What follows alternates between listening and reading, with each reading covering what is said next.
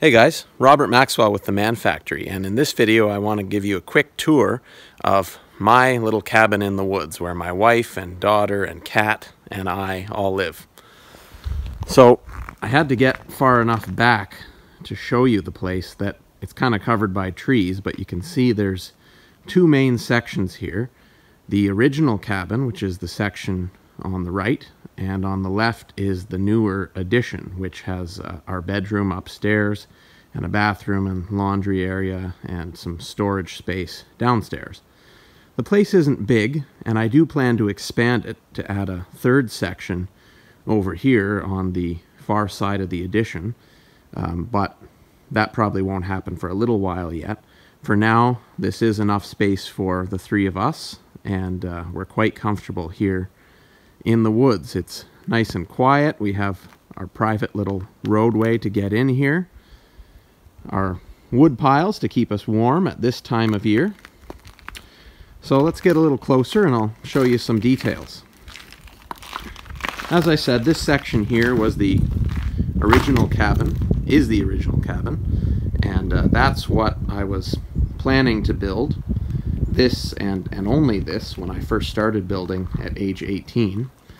But turns out, you know, life happens. I got married, had a family, so a little bit more space was needed. I wasn't even going to have a bathroom in the original structure, so that was one of the essential things that the addition allowed me to add.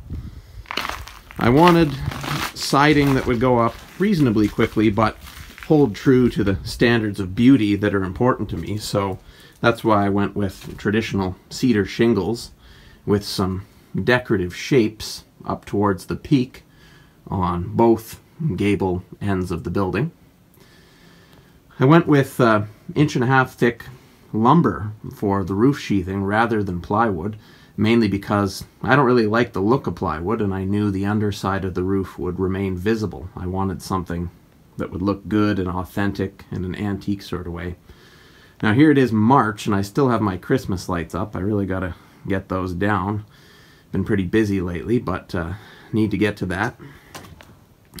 The sign that hangs above the stairs here, above the veranda, says the Maxwells, and that sign was bought many years ago by my great-grandfather for a cottage that the Maxwell family owned for a long time in Point-a-Barrel, Ontario.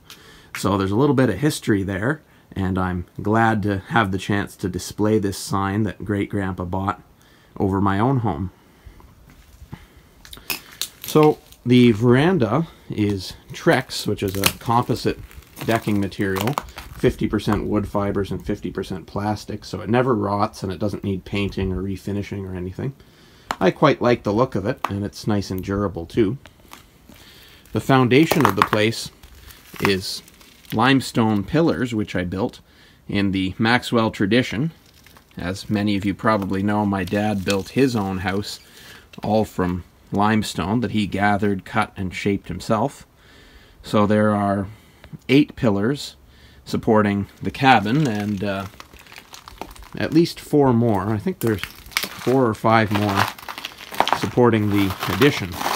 There's also some pillars with no building on top of them, you can see over there, in anticipation of that third section that I mentioned. The stairs are limestone as well, great big pieces of it, which I shaped into stair shapes.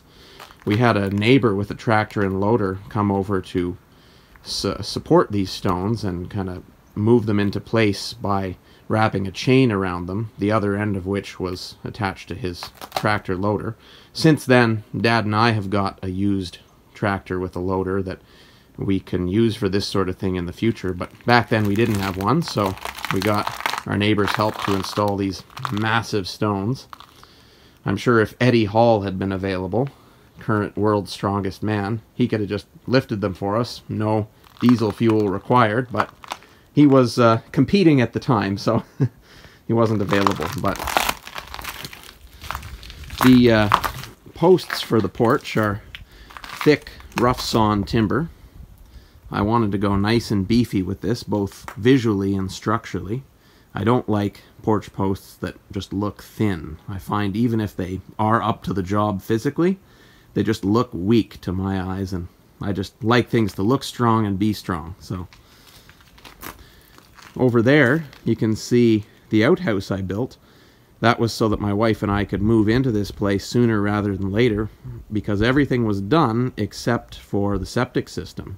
So I wasn't about to let a little thing like that stop me, so I built an outhouse. And my wife was a little reluctant at first, but she got used to the idea, and then eventually we did get our septic system in, so worked out well in the end.